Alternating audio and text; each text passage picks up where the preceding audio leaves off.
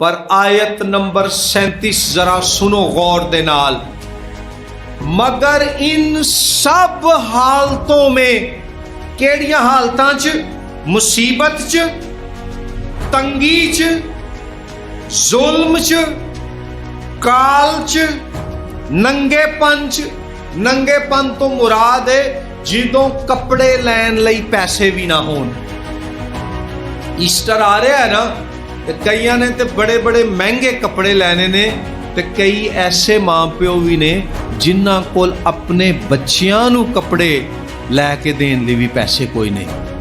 अपनी ते गल बात च वे, पर वो कहंदा नंगेपन च जदों कपड़े लैण लई भी कोई पैसे नहीं, खतरे च, तलवार च, जान तो मारे जान दी हालत च, वो कहंदा इन्हां सारियां हालतां च भी यसू मसीह दी सलीब दी वजह नाल कि ओ मर गया ते जिंदा होया, सानू फतह तो भी वध के गलबा हासिल हुंदा है।